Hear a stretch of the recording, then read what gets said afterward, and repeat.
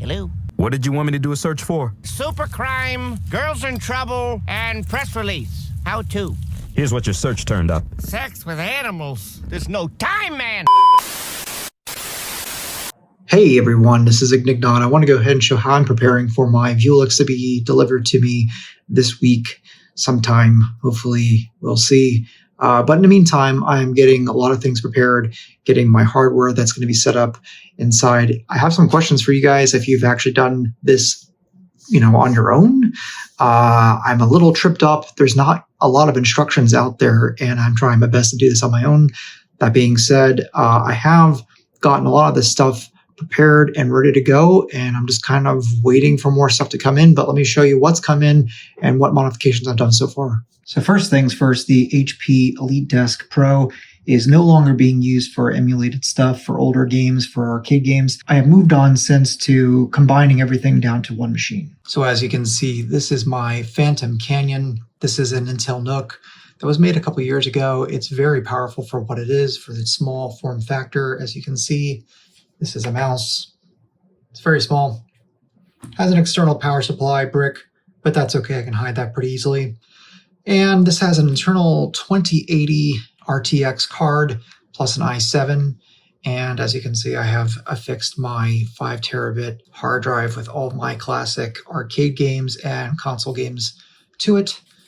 I did some custom cable work on the back here to clean it all up, so it'll be nice and flush when it's inside the Vewlix Diamond Black when that comes in. I also went ahead and got this Taito ashtray from Belgium. It is the last place I can find in which these things are actually still in stock. He still sells black and blue ones. Everyone else that's been local or even not so local has told me that the supplier of these has actually run out of stock and is no longer supplying any more stock to the people who screen print these logos onto them. So if you can find them, get them while you can. I'll leave a link below in the description for where you can find them. I've also gone ahead and gotten a bunch of Hyaku yen coins, 100 yen coins here. Hopefully I'll be able to get these to run on the cabinet so you can actually play with cash. Next up, I got the buttons in and the topper in for the Saimitsu lever. So the lever topper is a lot smaller than I thought it would be, but I do like how you'll be able to do the wine glass hold or grip it like an American stick or something like that. It's just a lot smaller than I was anticipating, but I think it'll be good. It's obviously very well made, and I'm looking forward to it. The stick has not arrived yet, and keep in mind that the bracket that translates from Saimitsu to the Sanwa, which is native to the cabinet, is not coming for a while. It's coming in from Europe. This is a crown button. I went ahead and got these. They came stock with these linear gray switches. These are Cherry MX switches, but they don't have any click. I went ahead and modded these today. Basically took these apart. You take the ring apart that pinches it to the control panel. You push in these tabs on either end, pull out the button, and then inside is a Cherry MX switch. You use this tool to go ahead and pull them out, and I put in Cherry MX Blues, which is the same as my keyboard. Nice and clicky. So as you can see, it activates and clicks. I did the 30mm ones as well. I'm leaving these stickers on top purely to keep them from being scratched up in the meantime, but as you can see, it is a flatter style button.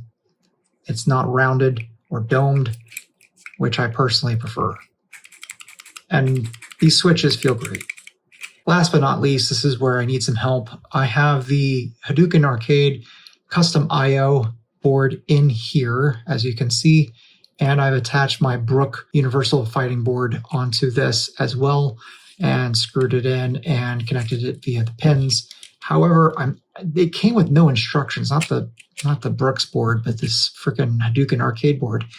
And there's only one like blurry video out there where he's moving the board around, so you can't really see very well where everything's plugged in. But I'm assuming based on that video, it's supposed to be the middle port here that this plugs into, and then into this number 32 port here. If I'm wrong and someone has done this before, please let me know below. This seems to be for PlayStation use, as it says ground, home, touchpad, and select. I'm not putting a PlayStation in it, not at least yet. I do have plans to possibly do that in the future, so I don't think I need that plugged in. The other end, these goes to the buttons. You have the hot cables here and the ground cables. The part I'm really confused about is this cable here, which seems to be a JVS connector to 2 pins. Now, I'm assuming, based on the description that was on its website, these are for the coin mechanism, the service button, and a test button.